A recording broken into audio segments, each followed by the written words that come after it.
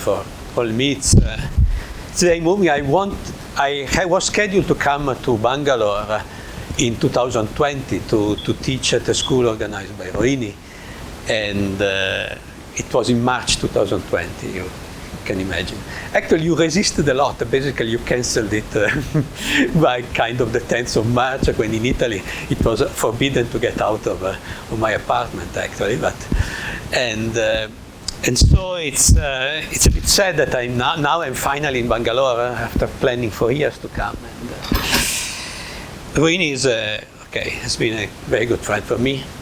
I met her thanks to Fosi, like almost most people actually, because Les Houches was a great thing in this sense.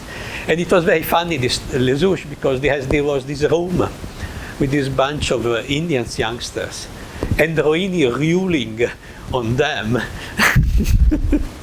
This is how we were seeing it. And there was the other room with the terminals where we were, as the experimentalists, hacking away on our computers.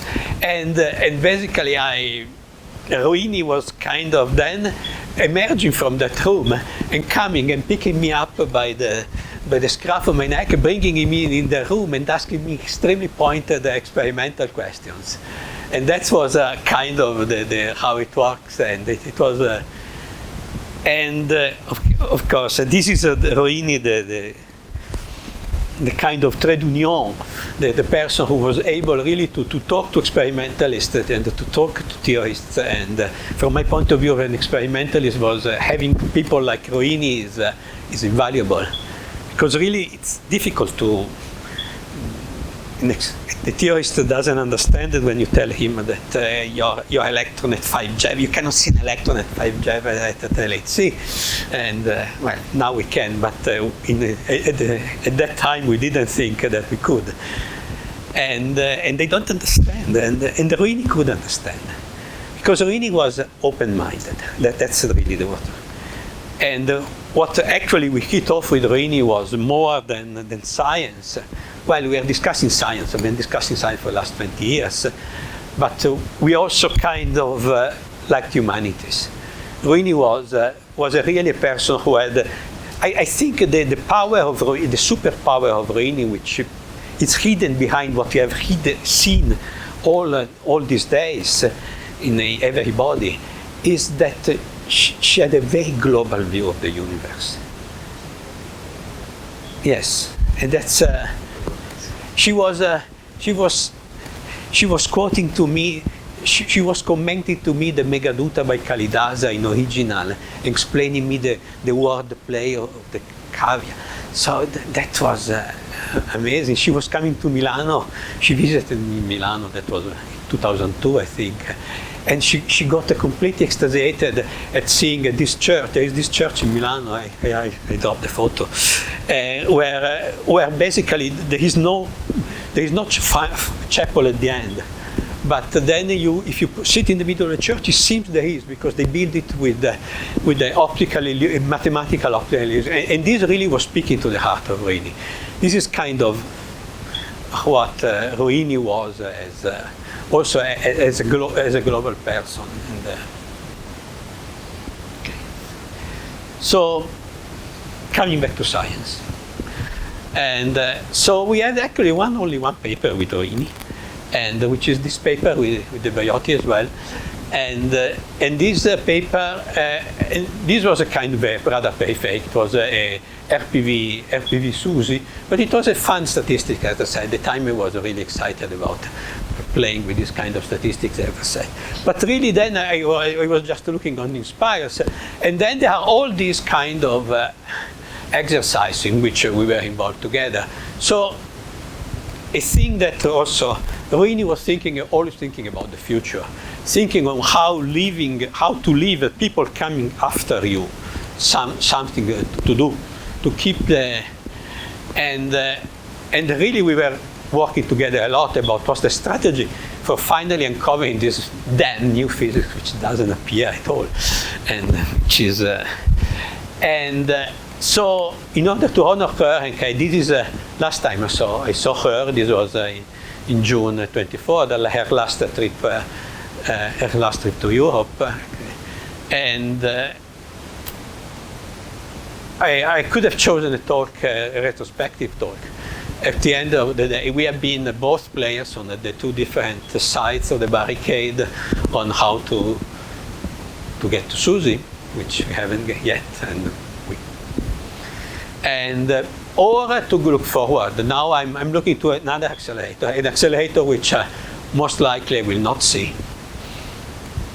For sure, I have not seen as a professional, but mid 2040 starts being difficult for me, and so also last time we were discussing a lot about this. So she was really and this is because I think this is this is a sentence by a Roman poet from the 1st century.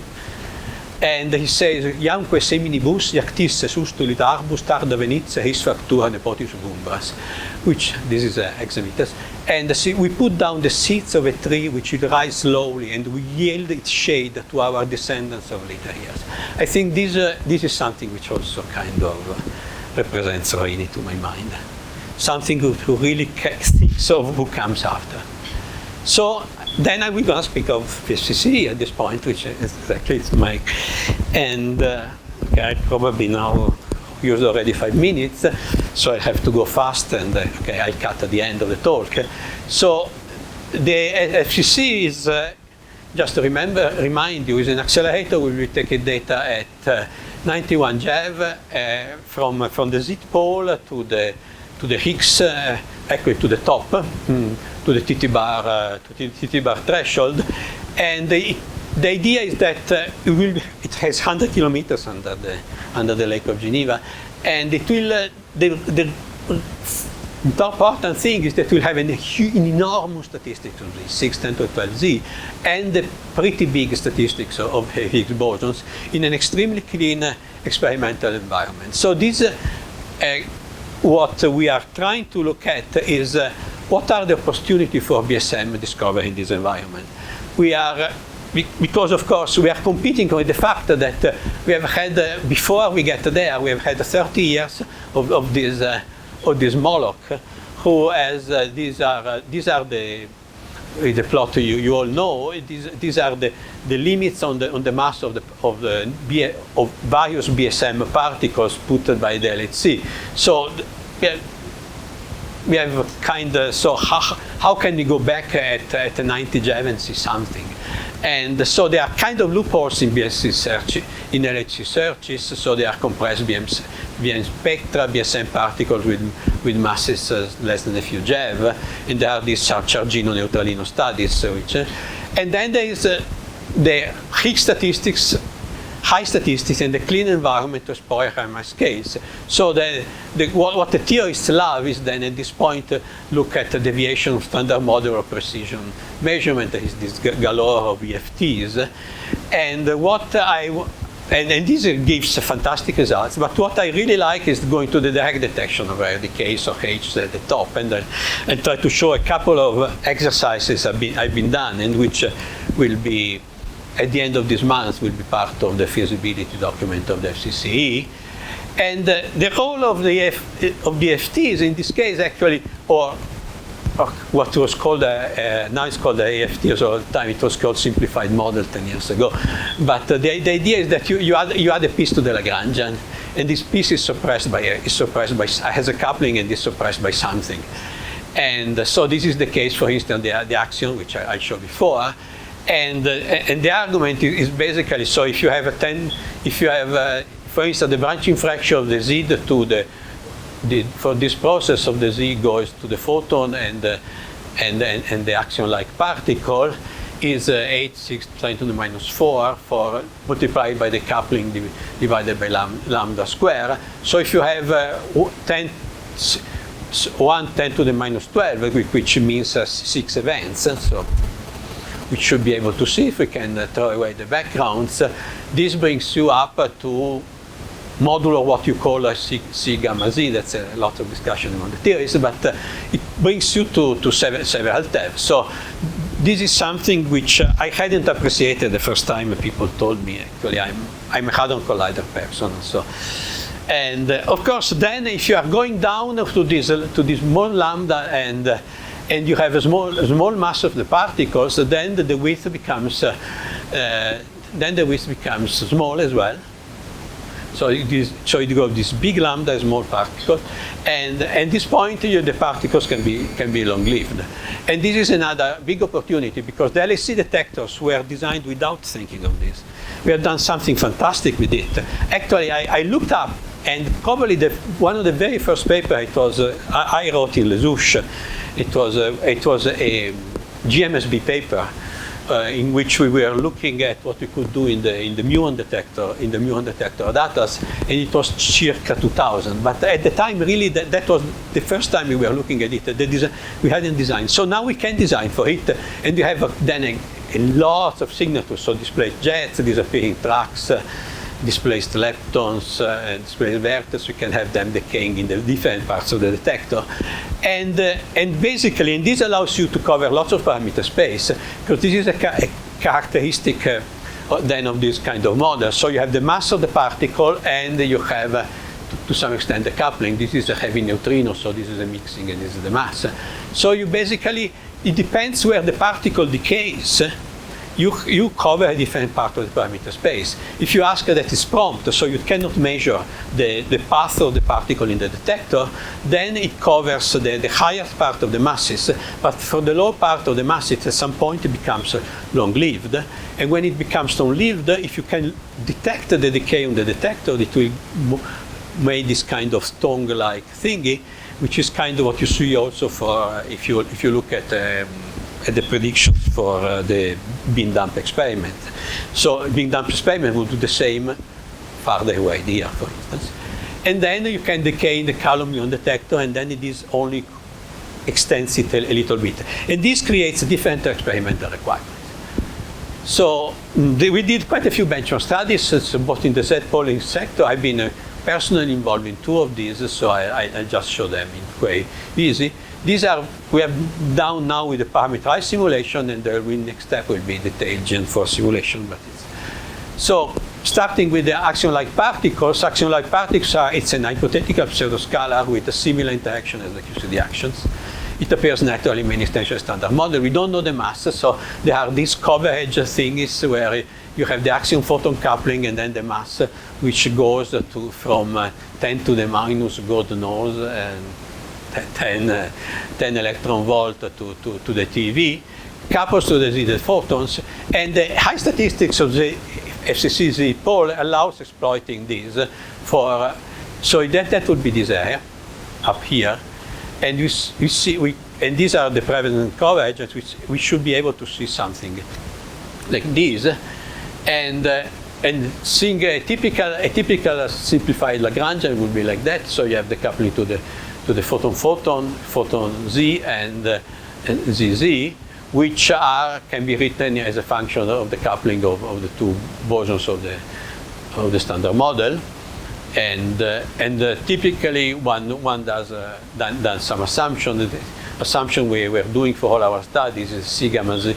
So basically CWW is put to 0, which means that C gamma Z is equal to minus C squared W C gamma gamma. So we have a 2D parameter space, which is what we like, because the eye of the man understands 2D and barely 3D.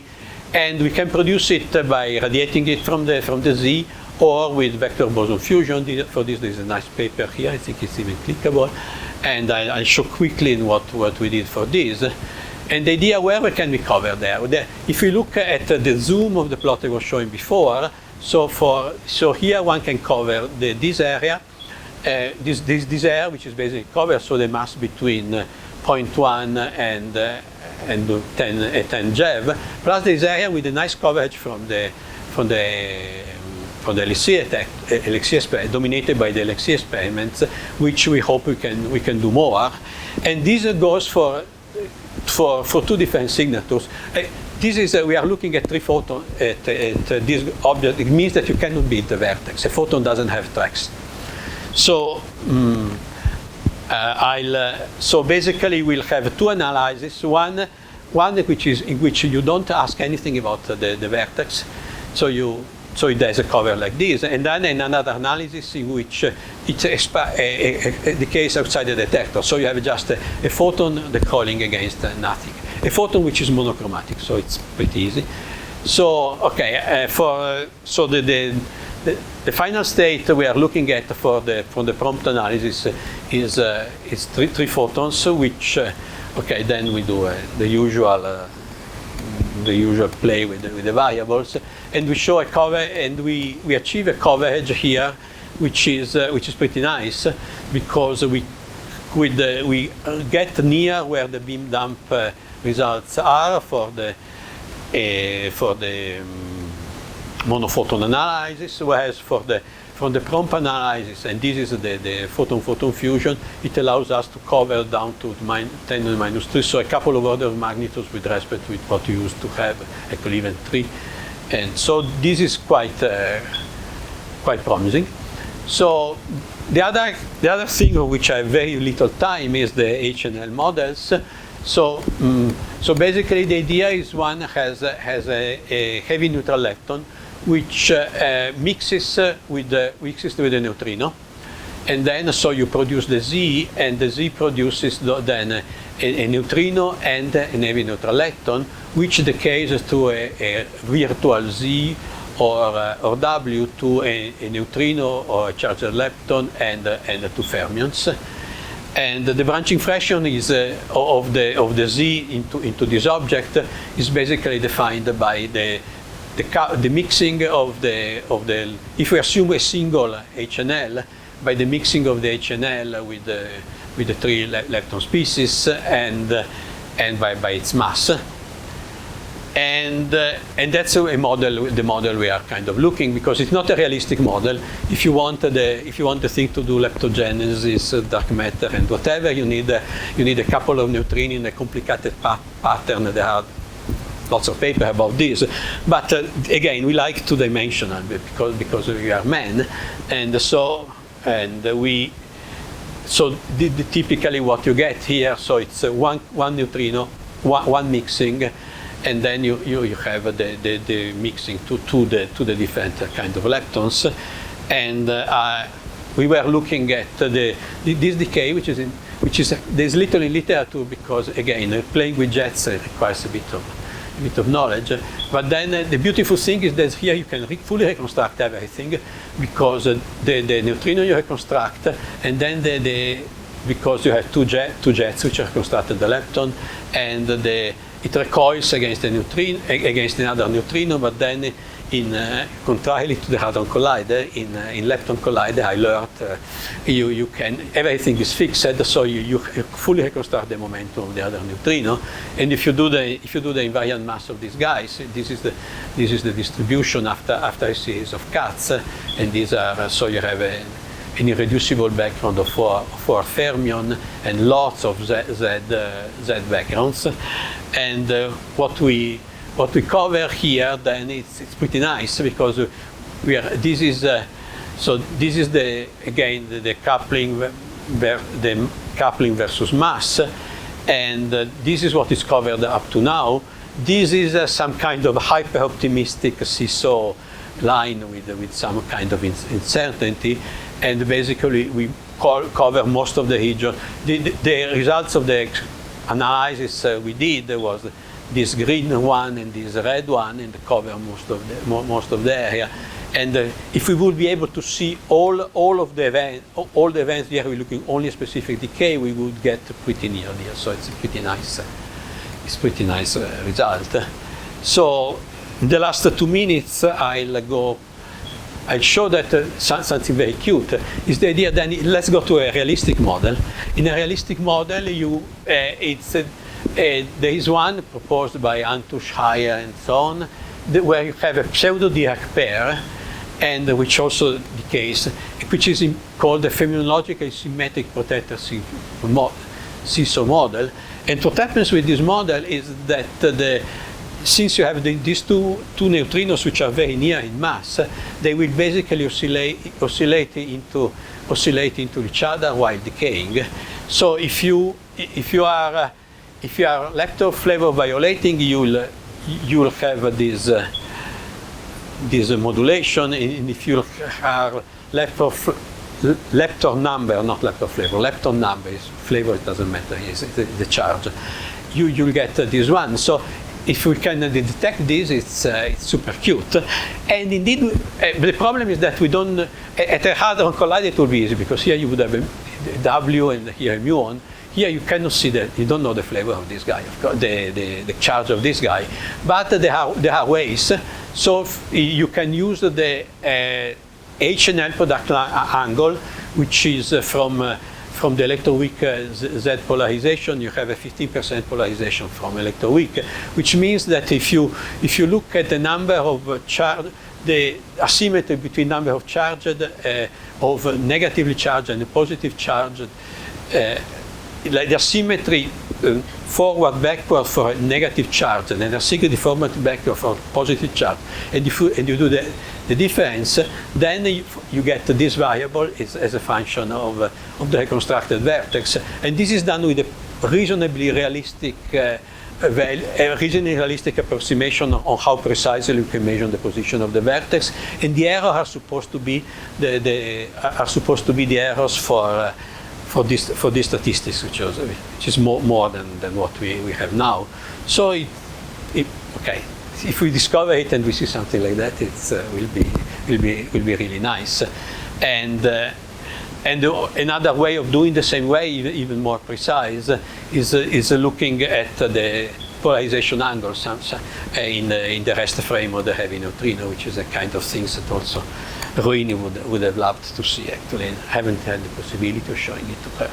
So then I skip the Dirac-Majorana since I finished my time. So I just the FCC has a large potential for new physics, high statistics as that Paul gives access to a very rare case, and okay, we are working hard to get the thing to realize.